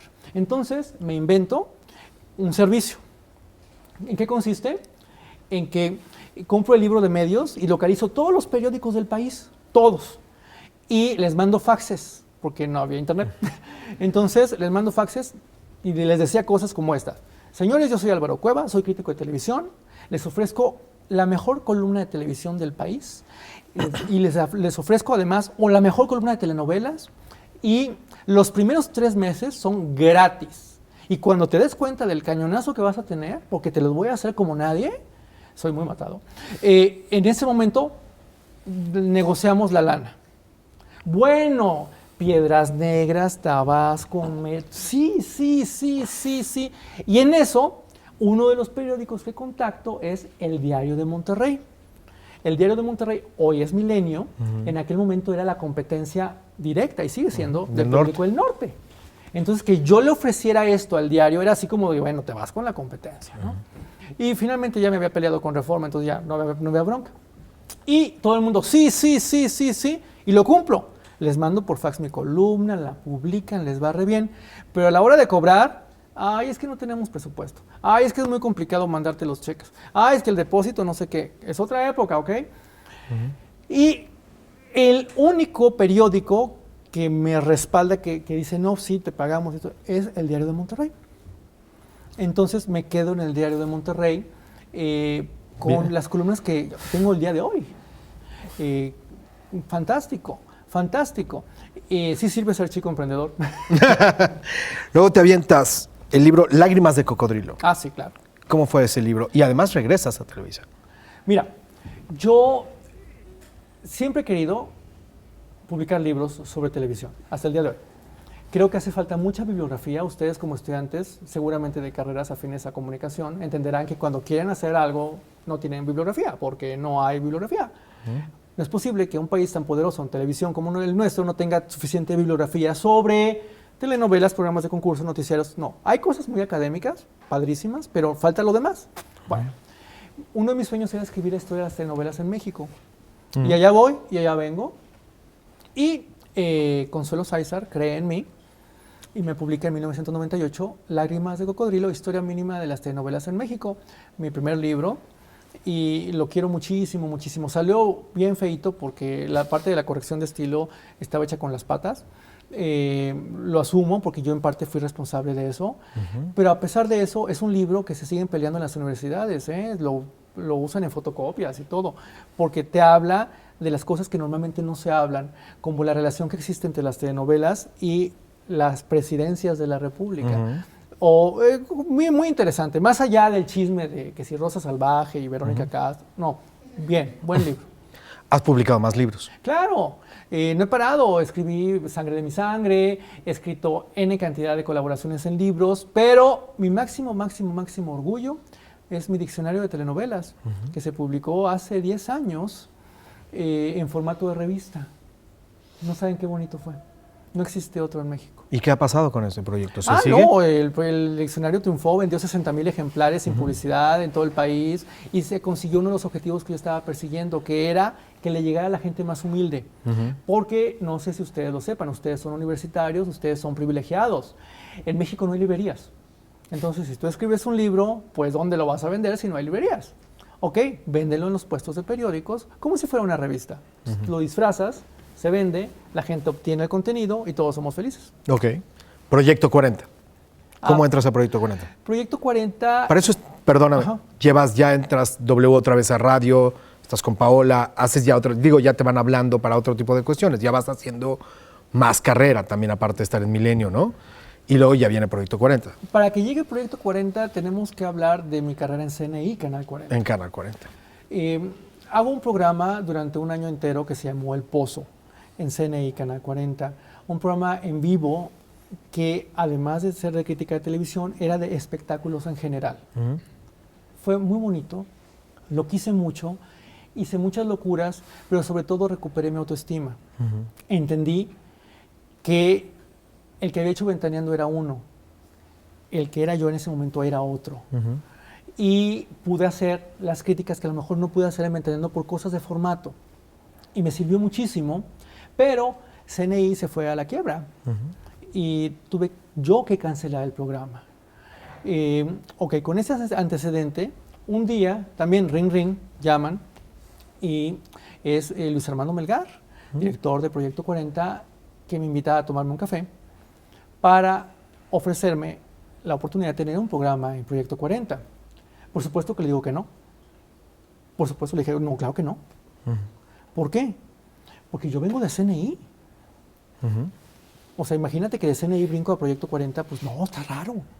No, mira, es que el proyecto es de veras. Le dije, mira, Luis Armando, yo tengo que ver el canal.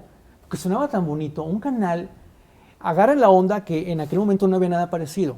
Un canal privado de contenidos inteligentes, con libertad de expresión, donde podías hacer crítica de tele y pegarle a todo el mundo si era necesario, incluso al mismo canal. Era pues como un sueño hecho realidad. Dije, mira, no, que me conste que es de verdad y de que no lo vas a cambiar a los 2 meses y platicamos. Y entramos. Comienza Proyecto 40 y pues lo voy viendo y lo critico para mal y lo critico para bien y lo critico como lo tengo que criticar.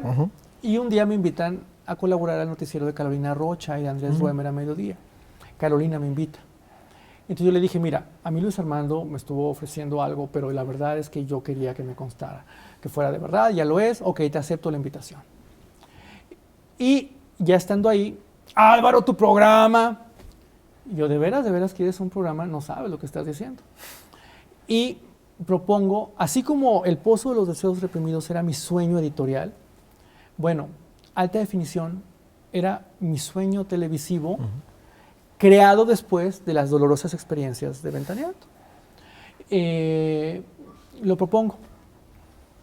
Entramos al aire un 16 de septiembre a las 2:30 de la tarde. O sea, gracias, nadie lo va a ver. Bueno. Y no ha parado. Fuimos creciendo y estamos a las 8 con 1 hora. Somos uno de los pocos programas de 1 hora que siguen en Proyecto 40. Llevo casi 9 años al aire. Jamás he tenido un problema. Soy inmensamente feliz. Soy el más agradecido con Proyecto 40. Y aquí estoy. Bien. Platícanos del estereotipo de la caja idiota. ¿Cuántas veces te lo han dicho? Ay, hasta el día de hoy todo el mundo me dice, no, es que la tele no vale la pena. Hay mucho prejuicio, sobre todo en los grupos académicos, alrededor de la televisión. Yo creo que la belleza está en los ojos de quien mira. Yo creo que la televisión es un gran medio. Siempre creí en la tele y la vida me ha dado la razón. Cuando yo era adolescente y les decía a los críticos de cine de Monterrey que creían en la tele, ellos no lo podían creer porque pensaban que la tele no tenía posibilidades. Yo siempre creí que la televisión tenía posibilidades. Hoy, los mejores cineastas del mundo matan por hacer televisión. No me equivoqué. Este es un gran medio. Como el cine es un gran medio, como la radio es un gran medio, pero este medio merece respeto, este medio merece críticos, este medio merece análisis, este medio merece lo mejor, porque además este medio nos da lo mejor. La televisión es la que nos educa en muchos sentidos, le gusta a quien le guste, le molesta a quien le moleste. Y de idiota tiene lo que nosotros tenemos de idiota como sociedad, así como te lo estoy diciendo. Y hoy muchos de los mejores contenidos del planeta salen de la tele. Así que, ¿dónde está la idiotez?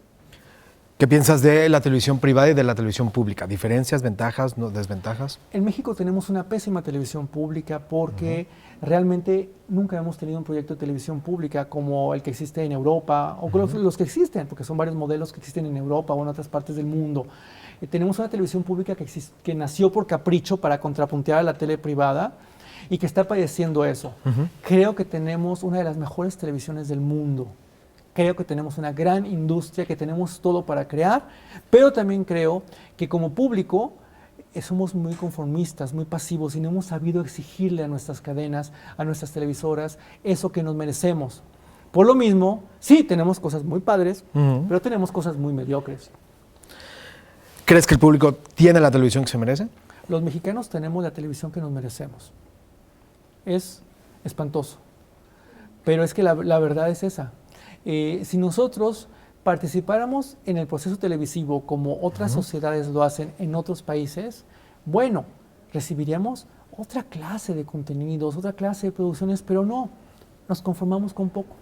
¿Qué piensas ahora online? YouTube, televisiones online, programas online, las series, todo eso. ¿Qué está pasando? Creo que todo lo que tiene que ver con Internet es una oportunidad de oro, pero no creo que sea la oportunidad. Creo que es otra ventana, punto. Hay muchas personas, sobre todo que estudian cine en Nueva York y todo esto, que vienen y me dicen, no, es que es la televisión del futuro. No, espérame. No, es otra ventana. Maravillosa, sí, pero no es la ventana.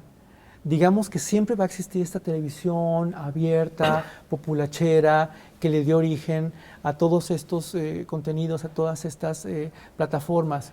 Pero va a haber siempre también una televisión de paga, siempre va a haber una televisión de paga premium, siempre va a haber una televisión online, siempre va a haber videoblogs, siempre va a haber esto. ¿Hacia dónde te gustaría, hacia dónde ves que va la televisión? La televisión va hacia una crisis, híjole, terrible, porque está creciendo a un ritmo demasiado vertiginoso para los estándares económicos que sostienen a la industria. ¿Estamos hablando de México o en general? De todo el mundo. De todo el mundo. ¿Qué ocurre? Grandes compañías como BBC, como HBO, como Showtime, como AMC, se gastan unas fortunas en series como Game of Thrones, en series como Penny Dreadful, en series como Downton Abbey, pero aquí la cuestión no es hacerlas, la cuestión es sostenerlas. Y un alto porcentaje del público que está consumiéndolas no las consume de manera legal. Las descarga por internet, las mira pirata. Entonces ese dinero no está entrando. Y va a llegar un momento en que esa falta de dinero provoque aquí un colapso. Entonces vamos a perder plataformas, vamos a perder contenidos y se va a limitar esto. Y ya estamos de alguna manera viéndolo, aguas con eso. Nuevas cadenas de televisión en México. Para mí las nuevas cadenas de televisión en México no significan nada porque llegan en un mal momento histórico. No llegan para hacer televisión, llegan para utilizar la plataforma para otros fines, porque el momento para hacer televisión era en los 90. En los 90 todavía tenemos una industria que trabajaba por contenidos. Hoy la industria trabaja como parte de un engranaje económico, financiero. Lo que es los paquetes televisión, internet y eso. Ahora las televisoras son parte de grupos empresariales que necesitan defender sus bancos, sus líneas aéreas, sus hospitales, sus restaurantes, su todo, porque cotizan en la bolsa de valores. Entonces, la parte del contenido queda por ahí olvidada. Quien llegue ahora no va a defender contenidos, va a defender precisamente la bolsa de valores y todo este tipo de elementos. Y el resultado va a ser muy triste, porque en lugar de que esto prospere, se va a abaratar. Tú dices, lo lógico es que hay más canales, hay más trabajo, hay más sueldo. No, va a haber más canales, pero van a bajar los sueldos, van a bajar las producciones propias, va a bajar todo. Y es que, ok, qué bonito que lleguen los nuevos canales, pero ¿de qué pastel publicitario se van a alimentar? Si el pastel publicitario de México no crece, pues del mismo del que están comiendo hoy Televisa y TV Azteca, más unos que otros elementos pequeñitos. Entonces, este pastel no se va a dividir en grandes proporciones para los nuevos, se va a repartir. Entonces va a ser feo. Si una marca llegue y pone 10 pesos, ahorita está entre 2, va a ser esos mismos 10 pesos entre tantos. ¿Y quieres que te diga cuál va a ser la parte más triste de las nuevas cadenas de televisión mexicanas? Pues venga. Pues. Que el único anunciante que tiene la posibilidad de sostener esto es el gobierno. Entonces, vamos a tener cadenas más sometidas a la autoridad, menos críticas, más, como dicen, vendidas. Porque, claro, o sea, si quieres existir, si te quieres sostener, pues tienes que chupar de los anuncios de los gobiernos. Entonces el futuro no es tan bonito como nos lo pintan, ¿eh? Aguas. Bueno, para no deprimirlos más. Sufran, es bueno sufrir. No. Vámonos, cuestionario. ¿Cuál es tu mayor vicio? ¿Qué? ¿Cuál es tu mayor vicio? Trabajar. ¿Qué es México para ti? Mi hogar. ¿Cuál es tu programa de televisión favorito o novela favorita? Ahorita. No preguntes eso, no te puedo responder porque tengo como 90. Dime 2. ¿Una película o una serie? Mi corazón es tuyo. Ok. Amo esta producción de Juan Osorio. Si pudieras vivir en cualquier época, ¿cuál sería? Esta. ¿Sí? Amo esta época, soy un hombre del siglo XXI. ¿Qué te da más gusto, pero te da más pena aceptar? ¿Tu placer culpable? Que soy crítico de televisión. Cuando llegas a los foros internacionales y le dices a la gente, soy crítico de televisión, se te echan encima. Y luego cuando saben que eres el mexicano, peor. No. ¿Qué te hace llorar? Las telenovelas. ¿Cuál es tu grosería favorita? Laura Bozzo. Bien bajado ese valor. Si pudieras hablar con alguien que ya falleció, ¿con quién sería? Con Luis Reyes de la Maza. Si tuvieras que escribir tu epitafio en este momento, ¿qué diría? Chéquelo. Chéquelo. Sí. Álvaro Cueva, jóvenes. Gracias.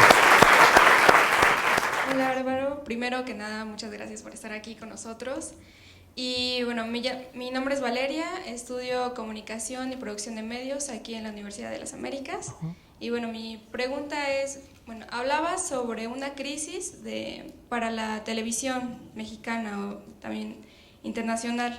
Entonces, ¿cómo nos preparamos como público y también cómo nos preparamos como profesionistas en el medio para esta crisis que se avecina? Maravillosa pregunta. Estamos ya en esa crisis y se va a poner peor. Y es una crisis que tiene que ver con situaciones muy profundas, no con creatividad, no con talento, no con estas tonterías que se dicen luego muy fácilmente, sobre todo en las redes sociales. Tiene que ver con macroestructuras mundiales. ¿Cómo nos tenemos que preparar? Como público, con educación. Se me cae la cara de vergüenza porque el público, sobre todo el mexicano, no entiende de televisión. No lleva materias de comunicación ni en la primaria, ni en la secundaria, entonces no entiende la diferencia que hay entre televisión abierta y televisión de paga, y luego les pide lo mismo. No entiende la diferencia entre una televisora local y una nacional, y luego les pide lo mismo. No entiende la diferencia entre una telenovela y una serie. Y es una barbaridad, realmente una barbaridad. Así que si queremos ser un buen público, tenemos que educarnos y tenemos que participar. Ustedes, como futuros creadores de televisión, lo que tienen que hacer es proponer. ¿Proponer qué? Contenidos afines a una época de crisis que se puedan sustentar, que se puedan resolver en términos económicos y que puedan generar ganancia. Porque todo el mundo piensa en la historia y en Breaking Bad y en el actorazo, pero jamás se les ocurre imaginar que esto es un negocio. Y de ahí tenemos que partir, de que es un negocio. Se tiene que recuperar la inversión y se tiene que obtener una ganancia. Hola Álvaro, un placer. Mi nombre es Marta y estudio idiomas y mi pregunta es, ¿se arrepiente de haber trabajado en Ventaneando a pesar de que lo lanzó al estrellato así públicamente, pero le hice sentir remordimiento por lo que dijo? No me arrepiento de haber estado en Ventaneando. Creo que fue un gran regalo de Dios, un regalo que yo no pedí, un regalo que me sirvió para ser el comunicador que soy ahora. En 3 meses tomé el mejor doctorado en televisión que pude haber tomado. Así que gracias a Ventaneando. Yo estudio negocios internacionales y la verdad, como lo mencionabas hace un rato, gracias a la universidad y la diversidad que tenemos de compañeros, me he metido mucho también en tele y por los profesores. Muy buenos, pero pues Silvestre te preguntó que porque si México se merece la televisión que tiene, pero muchas veces los que sí sabemos un poquito, aunque sea un poquito, queremos hacer algo y no nos dejan. O sea, también hay una influencia muy importante de política, tú lo mencionas, la educación, ¿no? Es totalmente político. Entonces, tal vez no es tanto como que realmente nos lo merecemos, ¿no? Digo, pensando en que la televisión es la mejor, la de México, o sea, como espectador, a veces sí te esperas un poquito más, ¿no? Mira, es una muy, muy buena oportunidad para que hablemos de lo que no les enseñan en las universidades, ¿sí? Y es que realmente para hacer televisión en México tienes que conocer a México, tienes que conocer a tu público y la mayoría de ustedes, la mayoría de nosotros no entendemos la infinita diversidad de audiencias que tenemos en nuestra nación. Entonces creemos que nosotros somos la audiencia. Creemos que la televisión que tenemos que hacer es la que nos gustaría ver a nosotros. Pues sí, qué padre, pero eso se llama egoísmo. Tú tienes que hacer una televisión para el otro. Tú trabajas para alguien y hay que conocer a ese alguien que tristemente a lo mejor no espera ese Breaking Bad, no espera ese Mad Men, sino algo mucho más sencillo, algo que lo ayude a superar una situación tal vez de analfabetismo, tal vez de desnutrición. Desgraciadamente vivimos en un país con muchas carencias y si nosotros llegamos con una mega propuesta global de televisión, pues vamos a intoxicar a las audiencias y van a salir despavoridas. Y no es porque no se merezcan esa calidad, es porque nosotros no hemos trabajado para venderles bien esa calidad. ¿Y nosotros como estudiantes, cómo podemos hacer algo así como para hacer ese cambio o esa propuesta? Yo lo que quisiera es invitarlos a que se acerquen al México real. Yo quisiera que existiera la posibilidad de que los llevaran con el gran público mexicano, ese público mexicano que no completa para el kilo de tortillas, ese gran público mexicano que ni remotamente puede pagar un cable, que ni remotamente puede pagar un servicio de internet, porque son la mayoría y son los que jamás reciben esta reflexión por parte de las universidades, son los que jamás reciben esta clase de contenidos. No tiene nada de malo tener la preparación para hacer una televisión como para Oklahoma o para Nueva York. O sea, no tiene nada de malo crear al nivel de París. Si esto fuera París, si esto fuera Oklahoma, si esto fuera Nueva York. Por eso casi siempre que llegan los universitarios a las cadenas de televisión, se frustran mucho, porque llegan obviamente con lo que aprendieron en la escuela, que es muy bueno, ¿sí? Pero que no está aterrizado. Entonces, tú quieres proponer y hacer contenidos y como yo escribir una telenovela o hacer una película y pues te das de frentazo en frentazo porque no has entendido muchas cosas. Entonces, con esta preparación nada más aterrícenla y compongan cosas adecuadas para el público y les va a ir muy bien. En la medida en que vayan creando audiencias, van a poder conseguir esa super televisión que podemos hacer, por supuesto, y que todos nos merecemos también. Pero hay que entender para quién estamos trabajando, aunque nos duela, porque muchas personas se ofenden cuando piensan en que El Chavo del Ocho es nuestra máxima aportación cultural televisiva. Pero lo es, porque esa es nuestra cultura. Hay que conocerla. Yo te iba a hacer una pregunta, pero ya te la hizo Silvestre, de cuál era tu programa favorito, pero bueno, ahora la volteo. ¿Cuál es un programa que no te gusta? Gracias. Mira, tú nada más ponte a pensar cómo queda mi sistema nervioso después de echarme toda una tarde seguida de talk shows y telenovelas.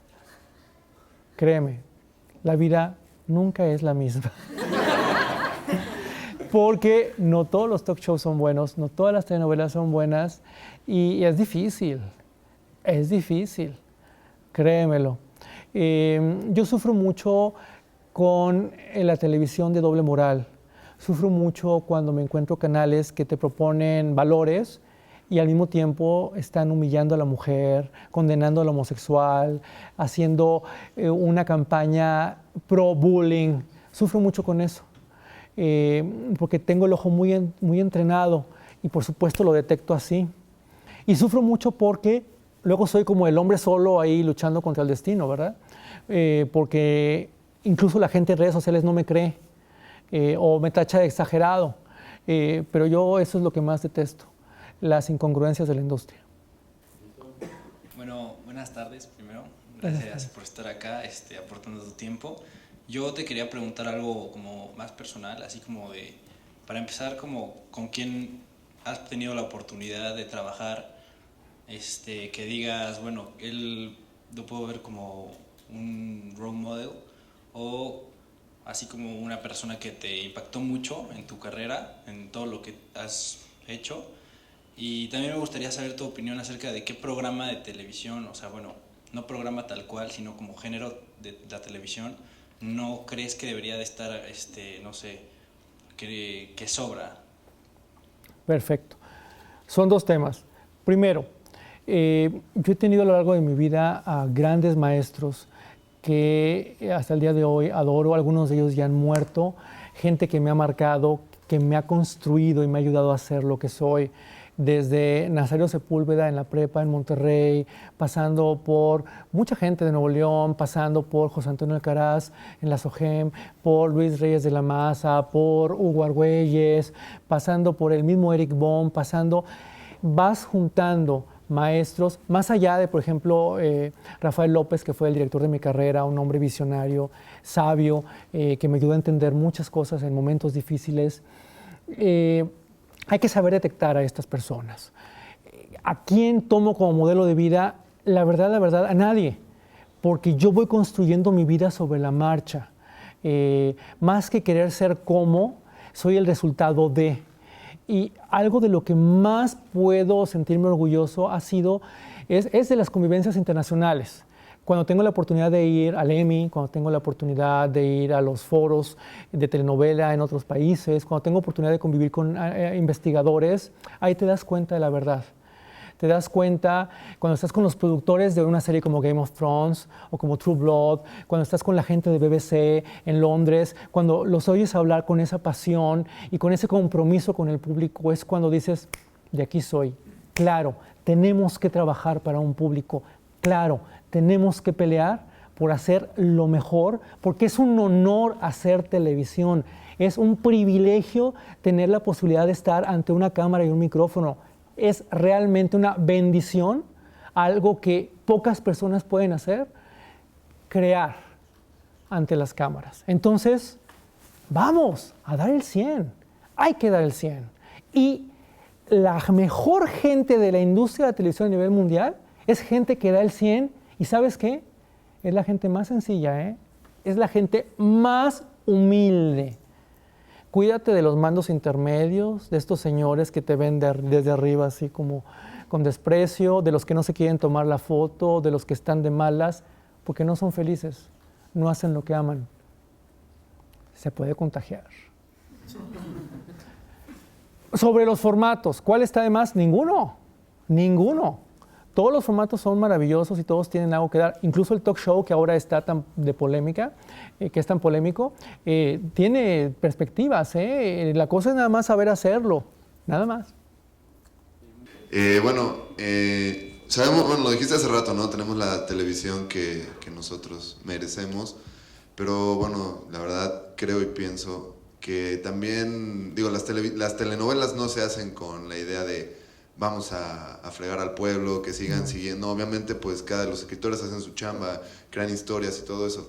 Pero bueno, generalmente se basan sobre, bueno, o sea, siempre es la misma, o generalmente es la misma historia, de que el chavo pobre, la chava pobre, que se enamoran, que llega a la casa, ¿no? Que mágicamente del día a la mañana se resuelve su vida, ¿no? ¿Hasta qué punto crees que, aparte de la culpa que tiene uno por creer algo que deberíamos saber de entrada, que es ciencia ficción, ¿no? Bueno, que es una historia inventada. ¿Hasta qué punto crees que también las televisoras, bueno, más bien las telenovelas, tienen culpa en la sociedad que crea que se va a enamorar de algún millonario que saliendo en la esquina vendiendo billetes día con día, no va a salir de pobre vendiendo billetes, sino que va a llegar alguien y te va a hacer rico, ¿no? Bueno, porque se maneja un poco debido a que en casi todas las telenovelas esa es la historia, ¿no? Que es el cambio de la noche a la mañana, wow. Entonces, ¿hasta qué punto crees que las telenovelas tienen un poco de culpa en lo que pasa o en la forma de pensar de la sociedad? Por favor, denle un aplauso porque acabo de decir algo que me va a permitir, ni se imaginan que... ¡Aplauso, por favor!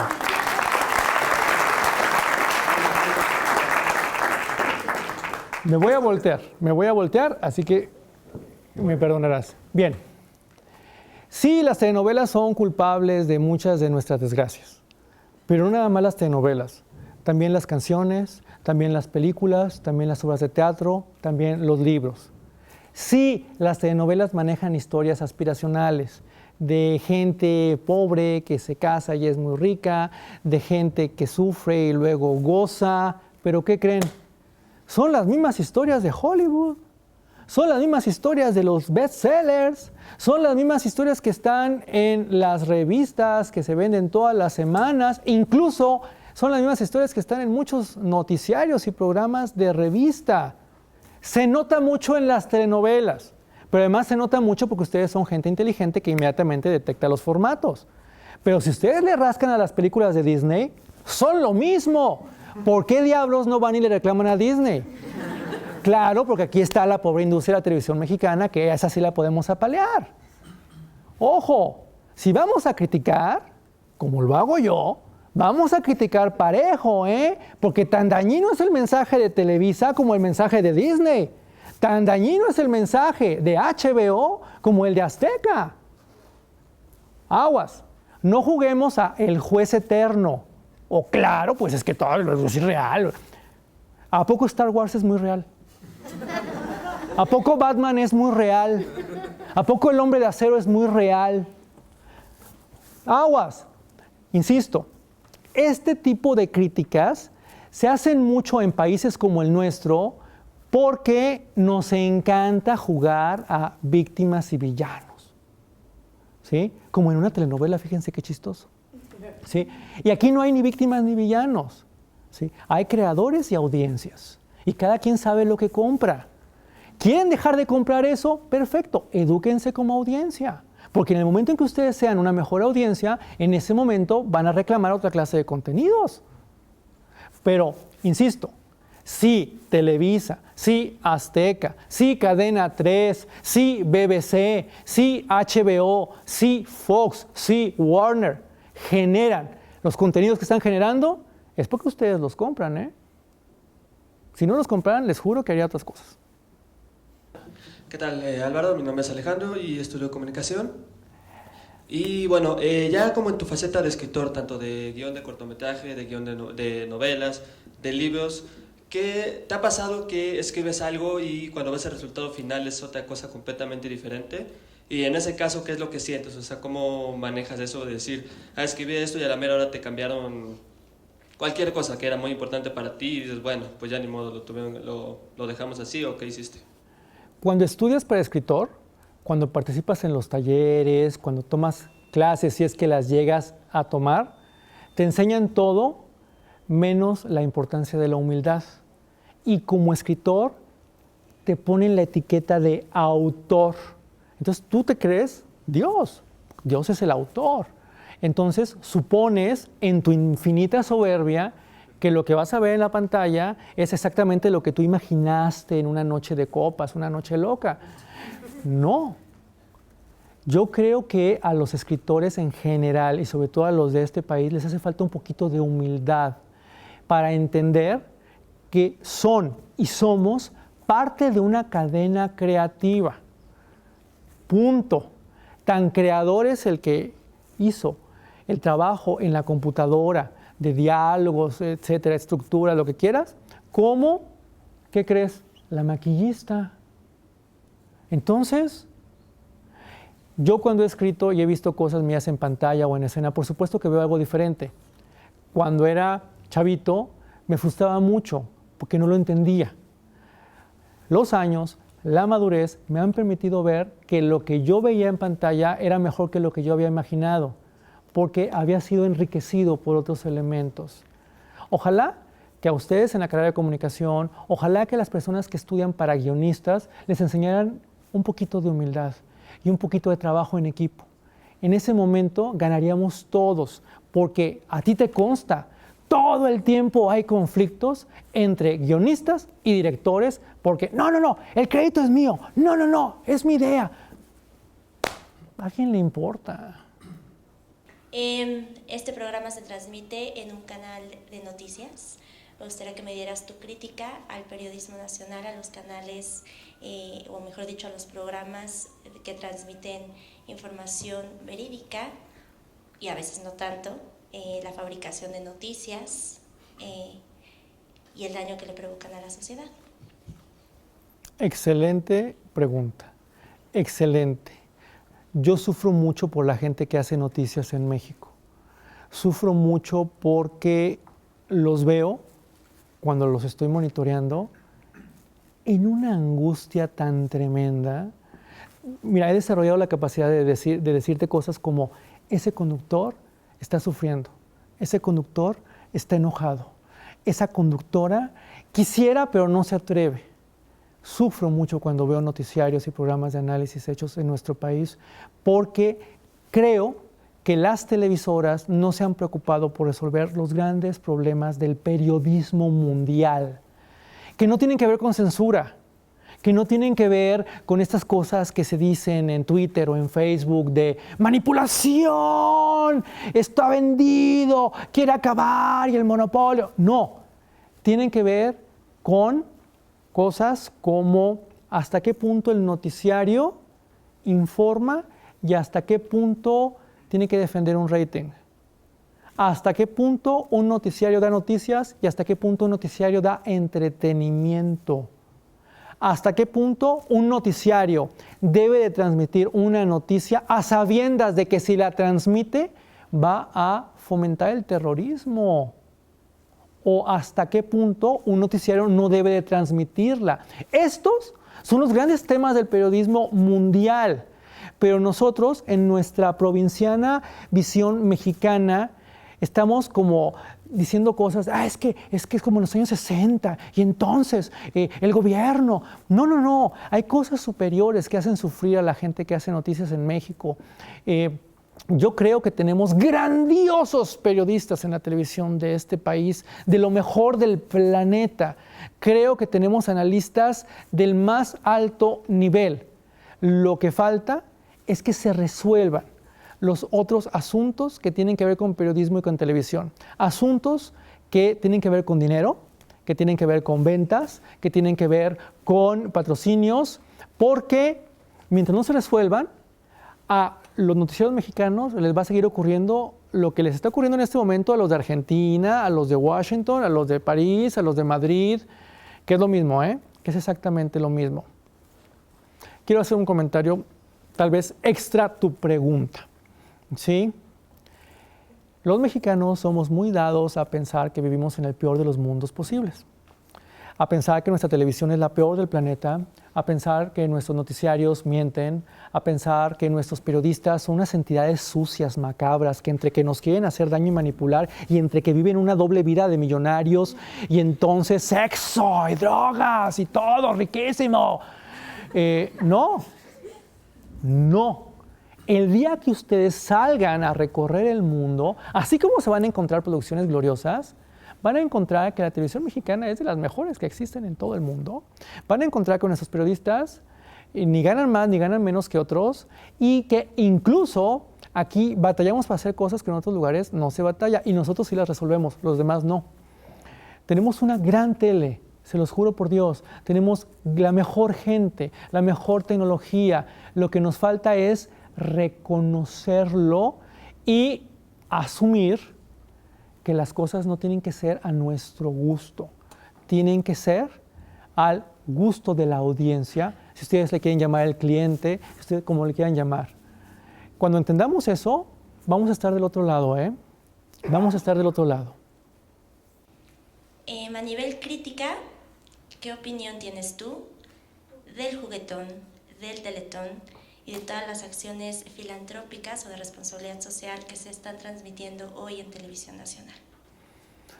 La televisión mexicana, como la televisión de cualquier parte del mundo, se ha enrolado en un montón de campañas sociales en las últimas décadas. Esto no tiene nada de malo, pero tenemos que aprender a diferenciar las campañas, las fundaciones, de lo que se ve en la tele. Porque muchas veces puedes tener algo de maravillosa nobleza como el Teletón, pero cuando lo ves en pantalla, pues acabas odiándolo porque la gente está trabajando en un tono equivocado, porque la producción es mediocre, porque hay una serie de incongruencias que no tienen nada que ver con los pobrecitos niños que están recibiendo ayuda. Por eso hay que criticar las campañas de responsabilidad social que salen en la tele. Nuestro problema es que al mexicano se le educa a no criticar eso porque pues es bueno, porque pues ¿cómo me voy a meter con los niños con discapacidad? ¿Cómo me voy a meter con los niños pobres que no reciben juguetes? ¿Cómo me voy a meter con los niños con síndrome de Down? No te estás metiendo con ellos, te estás metiendo con la pantalla, entiéndelo. Y si no te metes con la pantalla, estos señores van a seguir haciendo barbaridades audiovisuales. Mejor critícalos y con tu crítica contribuirás a que cambien. Te voy a poner un ejemplo. Yo soy uno de los defensores número 1 del Teletón en todo México. Adivina quién hizo la crítica más dura, más negativa, más agresiva del Teletón 2014. Yo. Con todo mi amor, los hice pedazos. Porque tienen una fundación maravillosa, una causa divina. Esos niños se merecen lo que están recibiendo y más. Ya quisieran en otras partes del mundo algo como Teletón. Pero lo que vimos en tele era como para quemarlos en leña verde, Era una desgracia llena de soberbia, llena de errores, de rencor, de odio, que por supuesto se tradujo en una donación que tardó mucho en llegar. ¿Sí? Porque tú no puedes vender algo bueno en negativo. Por eso los critico. Y pues bueno, La crítica es para que cambien, para que mejoren. Y no me metí con los niños. Y no me metí con eso porque yo creo en eso. Igual creo en el juguetón. Hice un programa desde las locaciones del juguetón y padrísimo y todo. Y ahí estuvimos con los drones y los carritos. Y también, en 2013, la crítica más violenta contra el banderazo del juguetón la hice yo. Y que quede claro que es una campaña de una empresa en la que colaboro. Y pues lo siento. Si quieres que la empresa crezca, tienes que decirle lo que piensas.